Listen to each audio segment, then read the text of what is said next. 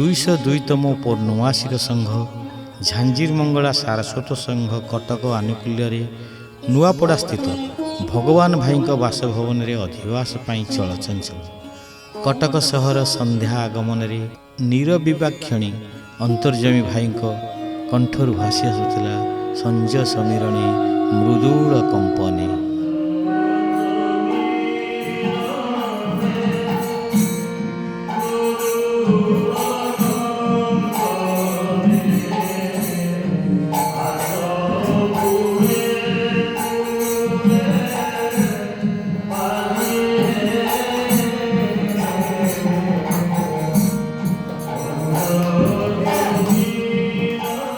ପରେ ପରେ ଗୋପାଳ ଭାଇଙ୍କ ସଙ୍ଗୀତର ତାଳେ ତାଳେ ସନ୍ଧ୍ୟା ଆରତୀ କୀର୍ତ୍ତନ କରିଥିଲେ ପୂଜକ ପୂର୍ଣ୍ଣ ଭାଇ।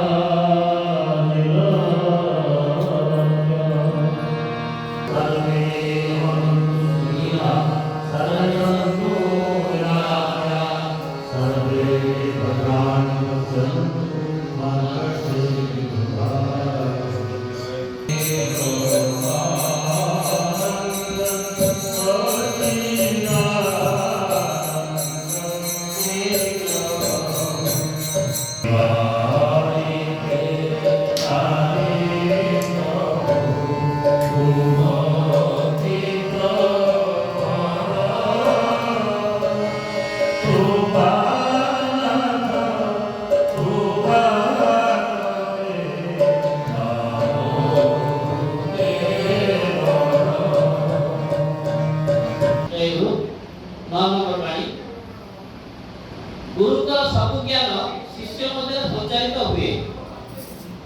ଏସବୁ ତୁମେମାନେ ମଧ୍ୟ ପାଇବ। ଠାକୁରଙ୍କର ସ୍ୱରୂପ ଧ୍ୟାନ କଲେ ତାଙ୍କର ସମସ୍ତ ଜ୍ଞାନ ରାଶି ତୁମେମାନେ ଅଧିଗତ କରିବ। ଠାକୁରଙ୍କୁ ବିଶ୍ୱାସ କଲେ, ତର୍କଚିତ ହେଲେ ତାଙ୍କର ସମସ୍ତ ଜ୍ଞାନ ରାଶି ତୁମମାନଙ୍କର ଆୟତ ହେବ। ତୁମମାନେ ମଧ୍ୟ ଠାକୁର ହୋଇଯିବ। ଆଜିର ଏହି ବାଣୀ ମାଧ୍ୟମରେ ଠାକୁର କହିବାକୁ ଚାହୁଁଛନ୍ତି ଯେ ଆମେ ସମସ୍ତେ ତ ଠାକୁରଙ୍କ ଆଶ୍ରିତ ହେଇଛେ, କିନ୍ତୁ ପାର୍ଥକ୍ୟ କ'ଣ ସବୁ ଅଛି ଏଇ ବାଣୀ ଭିତରେ ଅଛି। ଯେ ଗୁରୁଙ୍କର ସବୁ ଜ୍ଞାନ ଶିଷ୍ୟ ମଧ୍ୟରେ ସଞ୍ଚିତ ହେବ ଏବଂ ଏସବୁ ତୁମେ ପାଇବ। କ'ଣ କଲେ ପାଇବ? এই ବାଣୀର ରହସ୍ୟ ହେଉଛି ଏଇଟା। ଠାକୁରଙ୍କ ସ୍ୱରୂପ ଧ୍ୟାନ କଲେ ତାଙ୍କର ସମସ୍ତ ଜ୍ଞାନ ରାଶି ତୁମର ଅର୍ଜିତ ହେବ। ଠାକୁରଙ୍କ ସ୍ୱରୂପ ତାର କ'ଣ? ତେଣୁ ଏଇ ଯୋଉ ଭାବନାଟା ଯେ ଠାକୁର ବସିଛନ୍ତି ଆମେ ସମସ୍ତେ ଉପସ୍ଥିତ ଅଛେ, ଏଇ ଯୋଉ ଭାବନା ଏଇଟା ହେଉଛି ପ୍ରାଥମିକ ଭାବନା, ତୂଳ ଭାବନା। এই ତୂଳ ଭାବନାଟା ଗୁରୁ ଭିତରେ ପରିତ୍ୟାଗ କଲେ ଠାକୁର କହିଲେ ଯେ ମୋର ଏଇ 50ଟା ଶରୀର ତ ତା ଭିତରେ ମୁଁ ଅଛି। এই ଯୋଉ 50ଟା ଶରୀରଟା ବା ଏଇ ଦେବାନନ୍ଦ ରୂପ ଯୋଉ ତମେ ଦେଖୁଛ ତା ଭିତରେ ଠାକୁର ଅଛନ୍ତି। ଯେତେ ଆମେ ବ୍ୟକ୍ତିଗତ ଭାବରେ ମତେ ଆପଣ ଚିହ୍ନିଛନ୍ତି, କିନ୍ତୁ ମୁଁ ଏଇ ଯୋଉ ଶରୀର ମୁଁ ନୁହଁ, ମୋ ଭିତରେ ଯୋଉ ଆତ୍ମା ଅଛି ବା ଭଗବତ ସ୍ୱରୂପ ଅଛି ସେଟା ହଉଛି ମୁଁ।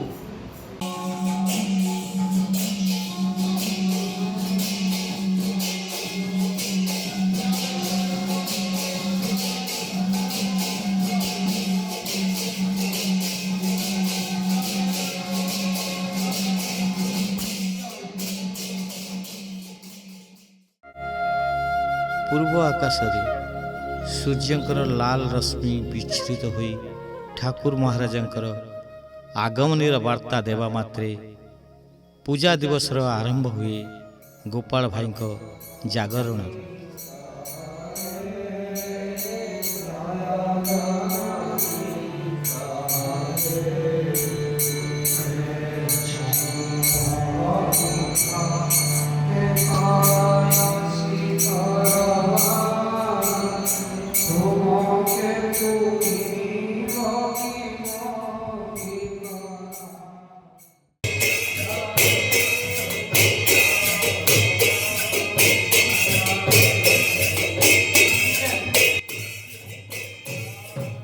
ଅନ୍ତର୍ଯ୍ୟାମୀ ଭାଇ ଓ ଗୋପାଳ ଭାଇଙ୍କ ମିଳିତ ସଙ୍ଗୀତରେ ଅର୍ଚ୍ଚନା ଏବଂ ପ୍ରାତଃ ଆରତୀ ସମ୍ପାଦନ କରିଥିଲେ ପୂଜକ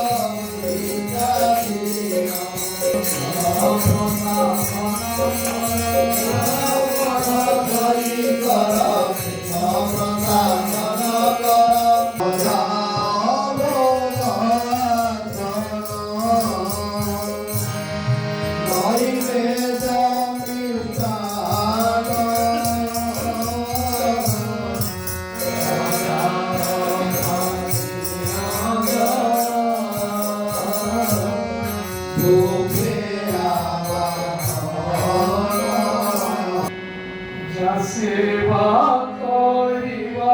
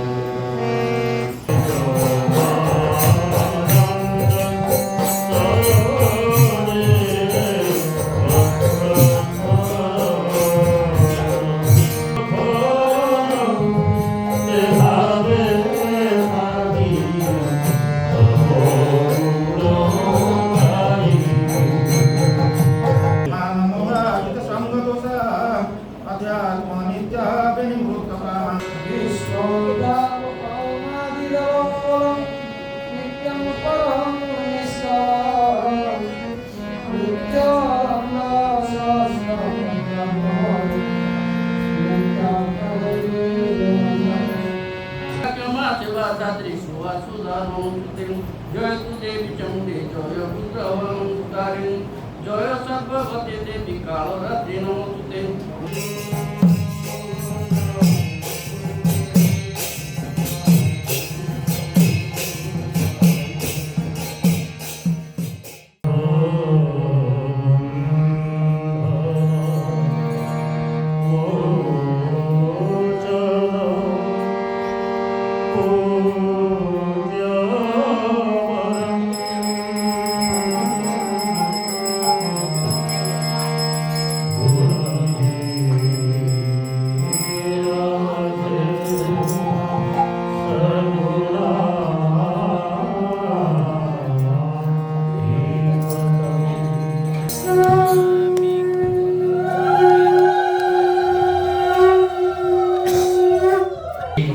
কটক জেলা মন্ডলে বনবাসী সংগঠন 202তম অধিবেশনর অন্তর্গত বক্তব্য আরম্ভ କରାଯାଉଛି।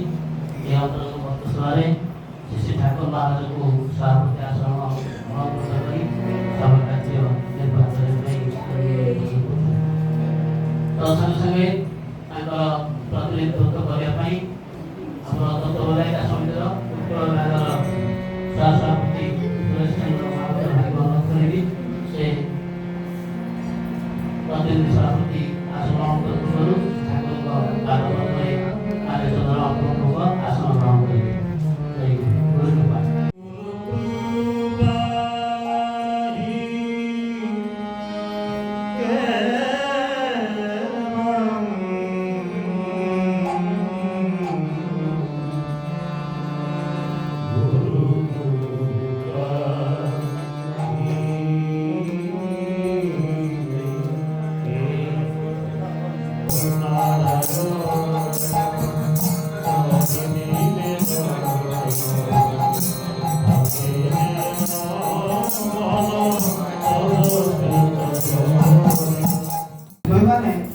विश्वास करी मो उपरे निर्भर मते सब भार दियो किछि चाहिबा को पड़िबो नहीं प्रार्थना करिया को पड़िबो नहीं तुम मानकर देउतिरे हित हेबो मंगल हेबो मु तार व्यवस्था करिबि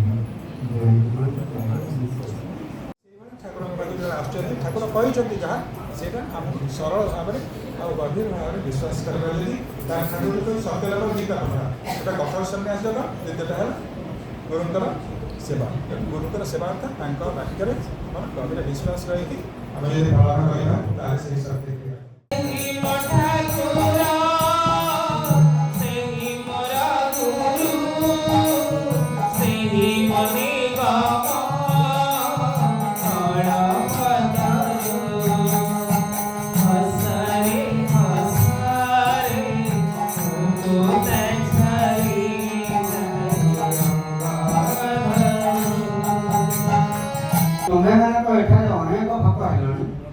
बर्तमान गोटे संघ प्रतिष्ठा कर मोर नियम एमती जो अंतत 3 जन भक्त थे से गोटे संघ प्रतिष्ठा कर 201तम अधिवेशन तरुत सारस्वत संघर निमंत्रण क्रमे श्रीमती मीरामा और श्रीयुक्त जदू भाई गुहासन केशरपुर ठारे अनुष्ठित एकत्रित समस्त संघ शक्ति वृद्धि घरे बस पूजा कले जेते हुए ठाकुर ज्ञान राशि भीतर को आसब ये आज आम जेते कष्ट गोटे संघ सृष्टि करते आज ठाकुर को उपासना करते ठाकुर को गुणगान करते ठाकुर को गुण कीर्तन करते ठाकुर को मठाश्रम प्रतिष्ठान संपर्क में आलोचना करते इत्यादि इत्यादि तेणु यहाँ गोटे संघ साधना क्षेत्र तेणु कली जुगे संघ शक्ति एवं कली जुगे संघ शक्ति सहित विभिन्न महापुरुष विभिन्न कथा कहले कली करे बृहस्पति जे देवतांकर गुरु बृहस्पति कहले कली जुगे तीनटा साधना कौन तीनटा द कहले गोटे द होची दम गोटे होची दया गोटे होची दान दम दया कली जुगे ये होची साधना ପ୍ରକୃଷ୍ଟ ଉପାଦାନ। ସଂଘ ହେଉଛି ତପସ୍ୟାର କ୍ଷେତ୍ର, ସମ୍ମିଳନ ହେଉଛି ତପସ୍ୟାର କ୍ଷେତ୍ର। ସେଥିପାଇଁ ଠାକୁର ମଠାସନ ସଂଘ ସମ୍ମିଳନୀ ପ୍ରବର୍ତ୍ତନ କଲେ, ପ୍ରତିଷ୍ଠା କଲେ, ଆଶାନବୀ ସାରସ୍ୱତ ମଠ ପ୍ରତିଷ୍ଠା କଲେ। କହିଲେ ମଠ ମୋର ପ୍ରାଣକେନ୍ଦ୍ର, ତୁମମାନଙ୍କର ଶକ୍ତି କେନ୍ଦ୍ର। ଏବଂ ଏହି ମଠ ପାଇଁ ମୁଁ ଶତବାର ଜୀବନ ବିସର୍ଜନ ଦେଇପାରେ। এই মঠকে বিরুদ্ধ করে মোর প্রাণ হুঙ্কার করে।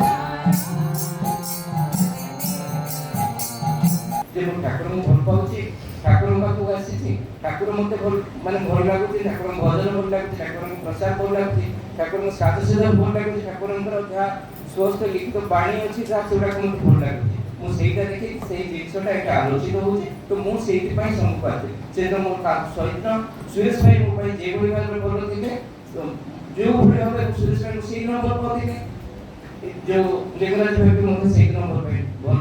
ସେଦିନ ମୁଁ ସୁରେଶ ଭାଇକି ଭଲ ଗୁଣକୁ କେବେ ଦେଖିକି ତର୍ଜମା କରିନଥିଲି, ଲିଙ୍ଗରାଜ ଭାଇଙ୍କ କେତେ ଖରାପ ଗୁଣକୁ ଦେଖି କେବେ ମନ ଭିତରେ ବିକାର ଭାବ ସୃଷ୍ଟି କରିନଥିଲି।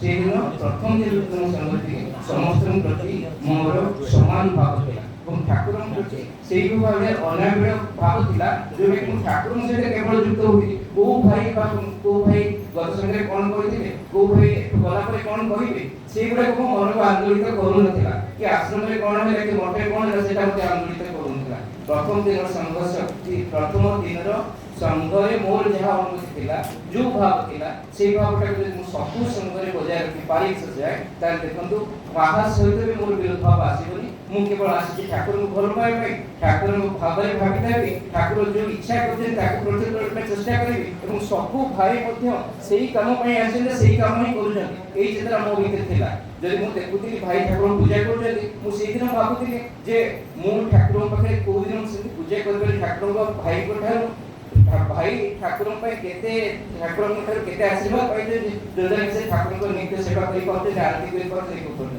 ମୁଁ ସେଦିନ ସେ ଭାବରେ ଠାକୁର ମୋତେ ସେଇ ଭାବରେ ଭାବିତ କରିଦିଅ, ସେଇ ଗୁଣରେ ଗୁଣାନ୍ୱିତ କରିଦିଅ, ସେଇ ଭାବରେ ମୋତେ କୃପା କରିଦିଅ ଯେ ମୁଁ କେମିତି ଆପଣଙ୍କର ସେଇ ସେବାରେ ବ୍ରତୀ ହେଇପାରିବି।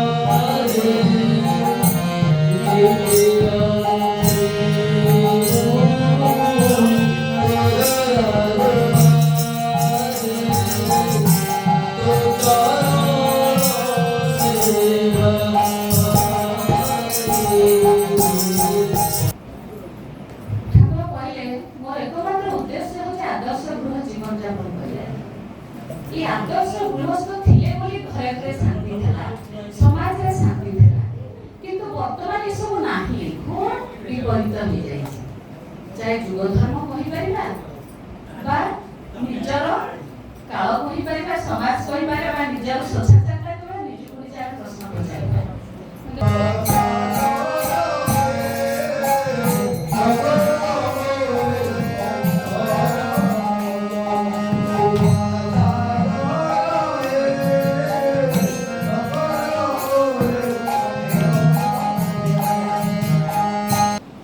उत्कलरू सार्वभौम सम्मेलन डाकिथि जेहेतु कल्याणी ये उत्कल प्रदेश मुझे कल्याणी आज आपण आगे दंडायमान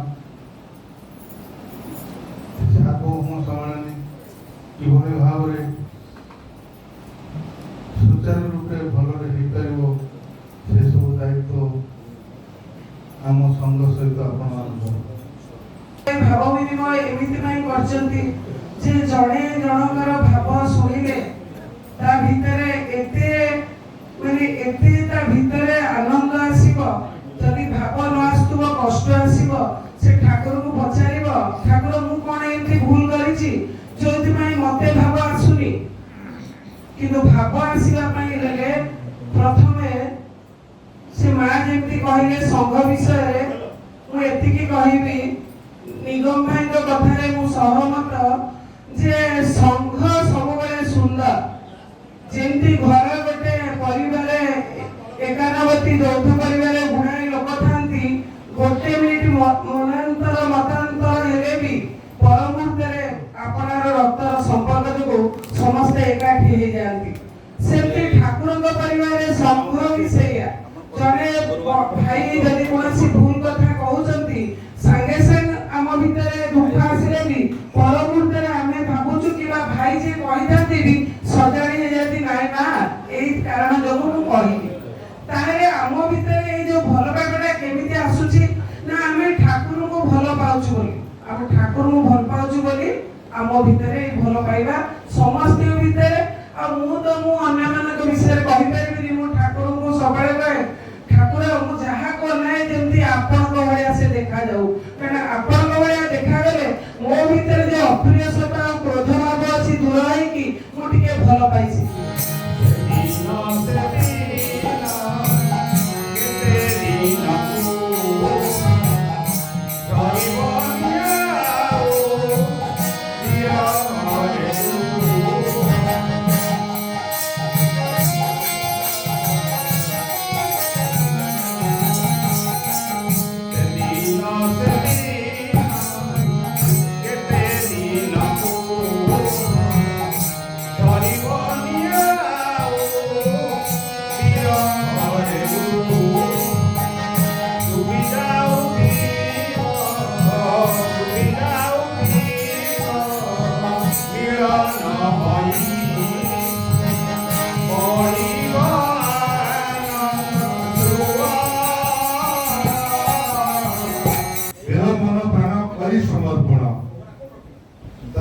ଦେହ ମନ ପ୍ରାଣ ତାକୁ ଯଦି ସମର୍ପଣ କରିପାରିବା ତାହେଲେ ଭାବ ଆସିବ।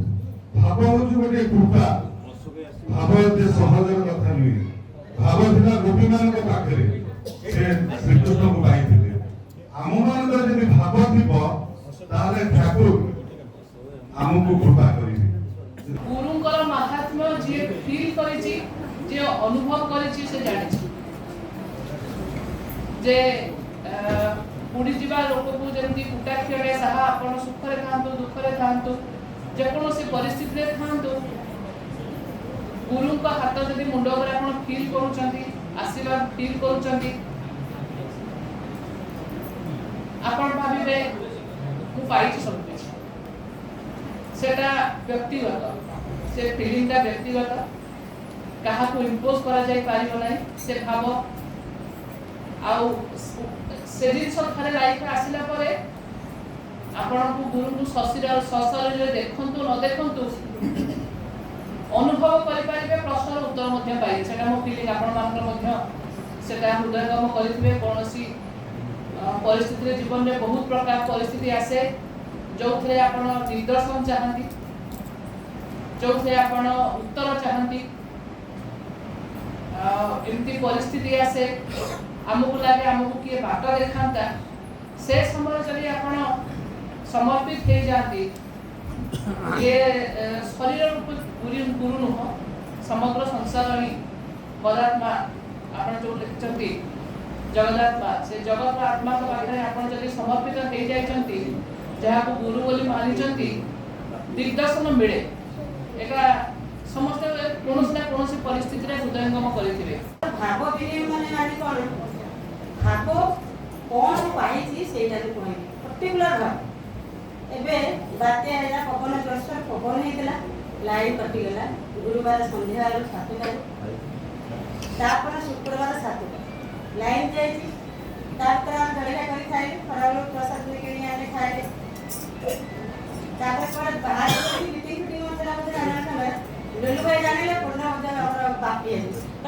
ବାପିଆ ଜାଣିଲେ ଆମେ କେହି ଡାକିଲେ ଆମେ ଗରମରେ ପଶୁଛୁ। ମୁଁ କହିଲି ମଜା ଡୁଲି ଭାଇ ଜାଣିଲେ ବାପିଆ ନା ମୁଁ କେହି ଡାକିଲେ ଆମେ ଗରମରେ ପଶୁଛୁ। ବାପିଆ ଏମିତି କଲେ ପଳେଇ ଆସେ ଆମ ଘରକୁ ସମସ୍ତେ। ବାପିଆ ସବୁବେଳେ ବଡ଼ ଆଖି ସବୁବେଳେ ଆମ ଘରକୁ ପଳେଇ ଆସା। ତାପରେ ବାପିଆ ଆମ ବାଡ଼ି କହିଲେ ହଉ ଆମେ ସନ୍ଧ୍ୟାବେଳକୁ ବାହାରେ ଖାଇଦେଇକି ପଳେଇ ଆସେ ବାପିଆ ହଉ ଯିବା। ମୁଁ ମନେ ନଥାଏ ମୁଁ ଠାକୁରଙ୍କୁ ଘରେ ଯିବି। ଠାକୁର ଟିକେ ଗରମରେ ଶୋଇବି ବାପିଆ ଯିବି ଜଲ୍ଦି ବାପକୁ ଯିବି। ଏତିକି ସନ୍ଧ୍ୟାବେଳେ ଆସିକି ବସିଛନ୍ତି କହିଲେ ମିଟିଂ ସାରିକି ସିଆଡ଼େ ସାଡ଼େ ପଳେଇ ବାପିଆ ମୁଁ କହିଲି ନା ନା ଘରକୁ ଛାଡ଼ି ଠାକୁର ଟିକେ ଗରମରେ ବସୁନି କହିଥିଲି ସାଙ୍ଗେ ସାଙ୍ଗେ ଲାଇନ୍ ଆସିଲା। ଦେଖିଲ ଠାକୁରଙ୍କୁ ଛାଡ଼ି ମୁଁ କ'ଣ ବାପିଆ ଶୋଇବ ବାପରେ ଏଠି ବାପ ଖାଇବେ ଠାକୁର। ସମସ୍ତେ ସେମିତି ଗୋଟେ ବଡ଼ ରୋଗରେ ଆକ୍ରାନ୍ତ ସେଟା ହେଉଛି ଭବ ରୋଗ। ଭବ ରୋଗ ହେଉଛି ଏଇ ଯୋଉ ଜନ୍ମମୃତ୍ୟୁ ଚକ୍ରରେ ପଡ଼ି ରହିଛନ୍ତି ଏଇଟା ହେଉଛି ଗୋଟେ ରୋଗ।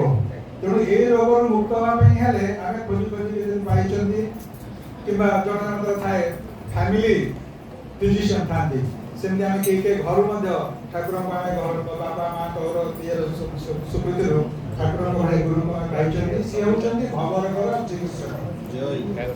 ତେଣୁ ଯେମିତି ଆମେ ଚିକିତ୍ସକ କ'ଣ କହୁଥିଲି ତାଙ୍କ ପାଖକୁ ଆମେ ଇଏ ହେଇଗଲେ ସରେଣ୍ଡର କରିଗଲେ ସେ ଯେମିତି କୁହନ୍ତି ସେମିତି ଅପରେସନ କରନ୍ତି କିମ୍ବା ତାପରେ ଆମର ଯଦି କହନ୍ତି ସମୁଦ୍ର ଯାହା ଦେଲେ ମଧ୍ୟ ସେ କିଛି ରଖେନି ସବୁ ଆଉଥରେ ଫେରେଇ ଦିଏ। ତେଣୁ ଭଗବାନ ଆମକୁ ଯାହା ଯାହା ଦେଇଛନ୍ତି ଆମେ ତାକୁ ନିଜ କେବଳ ଶରୀରର ଇଏ ପାଇଁ ଯେତିକି ଆମେ ଦରକାର ସେତିକି ଗ୍ରହଣ କରିବା ପରିବାର ପାଇଁ ଯେତିକି ରଖିବା ତାପରେ ବାକି ଯାହା ଅଛି ଆମେ ତାକୁ ବିନିଯୋଗ କରିଦେବା। ଆଉ ତାର ମାଧ୍ୟମରେ ଗୁରୁ ଯୋଉ କହିଛନ୍ତି ବ୍ରାହ୍ମଣ୍ୟ ଭାବରେ ସେବା ଲିମିଟେସନ ମୁଁ କହିଲି ଭଲ ପାଇବାର ଲିମିଟେସନ କିଛି ନାହିଁ। ମାର ସନ୍ତାନ ପାଇଁ ଲିମିଟେସନ କିଛି ନାହିଁ। ତେଣୁ ଯଦି ଭଲ ପାଇବା ହେଇଗଲା ଆପଣ ସେଠି ନିଜେ ଅନୁଷ୍ଠାନ କରିବେ।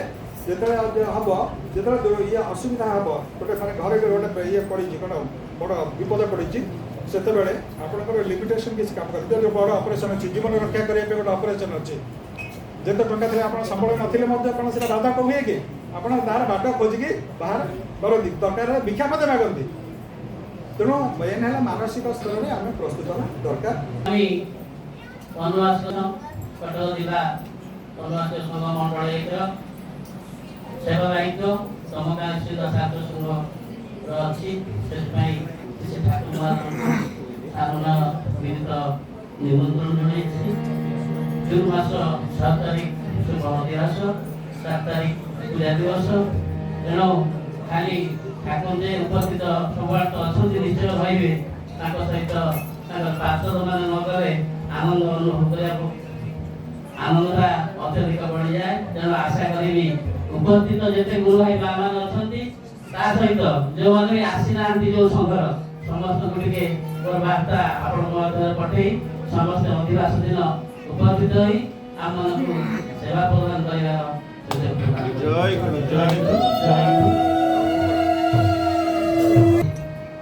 এই সংক্রান্ত সময়ে ଆମମାନଙ୍କ ଝାଣ୍ଡିମଙ୍ଗଳା ସଂଘ ସମିତି ପକ୍ଷରୁ ନିଶ୍ଚିତ ଭାଇ ଏବଂ ମା'ମାନଙ୍କ ପାଖରେ ଆମର ଅନେକ ସେବାର ଦୃଷ୍ଟି ମଧ୍ୟ ଆମେ ଅନୁଭବ କରୁଛୁ। ଠାକୁରଙ୍କ ପାଖରେ ଏବଂ ଭାଇ ଏବଂ ମା'ମାନଙ୍କ ପାଖରେ ଏହି ଅନିଚ୍ଛାକୃତ ସେବା କରିବା ପାଇଁ ସମସ୍ତେ ଆମକୁ କ୍ଷମା ପ୍ରଦାନ କରିବେ ଆଶା କରୁଛୁ। ଠାକୁର ମା ମଧ୍ୟ ଆମକୁ କ୍ଷମା ପ୍ରଦାନ କରିବେ।